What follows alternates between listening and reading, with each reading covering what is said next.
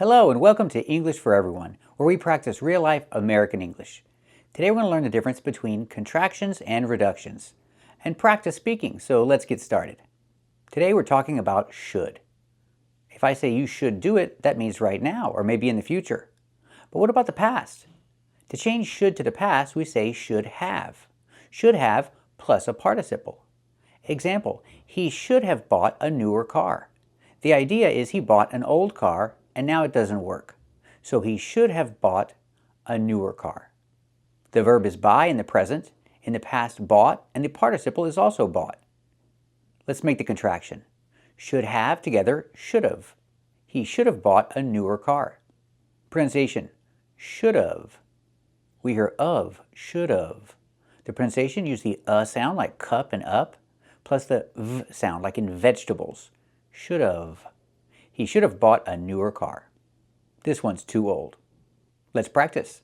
Should he have bought a newer car? That's right, he should have bought a newer car. Newer than that one anyway. Now let's make it negative. He should not have bought this car.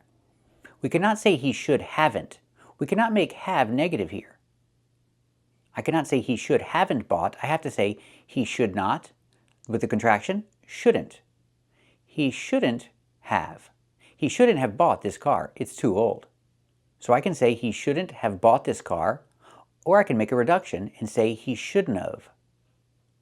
Shouldn't is a contraction of should not, shouldn't. You can write that. That's a contraction. He shouldn't of. This is a reduction. We don't write this. We just say it. He shouldn't have. You write shouldn't have, but you say shouldn't have. Actually, you can say it either way. He shouldn't have or he shouldn't have. She overheard him on the phone saying that they shouldn't have bought the house and probably shouldn't have gotten married in the first place. I shouldn't have bought the house before I had the money. You shouldn't have eaten that pot pie. Oh. You just shouldn't have bought me the test. And you shouldn't have eaten all that chocolate. Let's practice the reduction, shouldn't have. He shouldn't have bought that car. It's too old. Or I can say he shouldn't have. He shouldn't have bought that car. You can say it either way. Let's practice with the reduction, shouldn't have. Should he have bought that car? That's right, he shouldn't have bought that car. It's too old. And sometimes you hear this reduction. Sometimes people don't say of, they just say They say shouldn't have. He shouldn't have bought that car. I don't recommend it though. It's better to say of. Why? Because if I have a vowel like eaten, example, he shouldn't have eaten all that food. I can make the reduction, he shouldn't have eaten. But I cannot say he shouldn't have eaten. With a vowel, we cannot eliminate the v sound. So to make it simpler, just always use the v sound. And it always sounds good. So he shouldn't have bought that car, and he shouldn't have eaten all that food. Let's practice. Should he have eaten all that food? That's right, he shouldn't have. He shouldn't have eaten all that food. Now we feel sick. It was a mistake. He shouldn't have done it. Now let's look at the negative statement with never. Example, he should never have bought that car. We don't use shouldn't because we have never. He should never have bought that car. Let's make a reduction, not a contraction because we're not going to write it. It's just a reduction in speech. We can say he should never have. We cannot write never have, but we say it. He should never have bought that car. He should never have. Use the and the v like vegetables. Of. He should never have bought that car. It was a huge mistake. You should never have done this. I should never have done that Montel Williams show. We should never have done it. I should never have done that. I should never have done what I did. Let's practice. Should he have bought that car?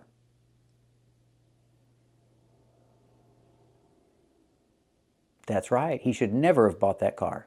It was a mistake. Again, pronunciation, never have. He should never have bought that car.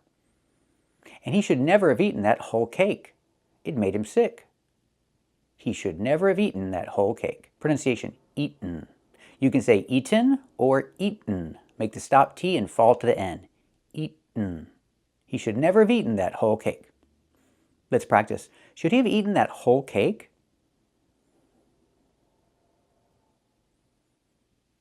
That's right, he should never have eaten that whole cake. So remember the contractions and reductions. You can say should have or should have. You can make it negative and say shouldn't have or shouldn't have. And you can make the reduction with never and say he should never have. He should never have done that. It was a big mistake. Thank you for watching and keep watching for more. Today we're going to learn how to avoid mistakes with both. Let's get started. So we have to remember the position of both is important. If we're using a simple verb, both is always immediately before the verb. Both is before the action. Example, they both have a car. Have is your verb, so both is before the verb. The position is important. We put both before the verb. They both have a car. Or with the action work. They both work in an office. Work is your verb, so both is before the verb. They both work in an office. Let's practice. Do they both have a car? That's right, they both have a car. Do they both work in an office? That's right, they both work in an office. But if you use the verb to be, both is after the verb to be. Example, are. They are both hungry. I cannot say they both are hungry. Both is after the verb to be. They are both hungry. Or we are. We are both hungry. Again, both is after the action are. If I change are to the past, were. Again, it's a form of to be, so both is after were. Example, they were both hungry. Example, they were both hired at the same time. The verb were, they were both. Both is after the verb to be. Hired is another verb, so it's between the two verbs. They were both hired, because both has to be after the verb to be. They were both hired at the same time. Let's practice. Are they both hungry? That's right, they are both hungry. Were they both hired at the same time? That's right, they were both hired at the same time. We can also use both with the preposition of, both of. Example, both of them, or both of us. Both of them. Example, the food is for both of them. Let's practice. Is the food for both of them?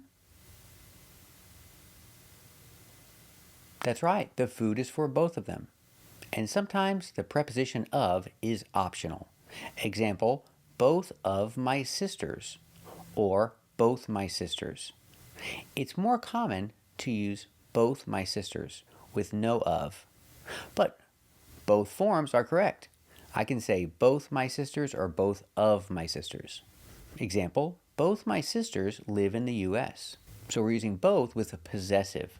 Both my sisters, both your sisters, both his, both her. Any possessive, we can use both. And the of is optional. Example, both his parents are still alive. That's right, his mother is still alive and his father is still alive. So both his parents are still alive. Let's practice. Are both his parents still alive?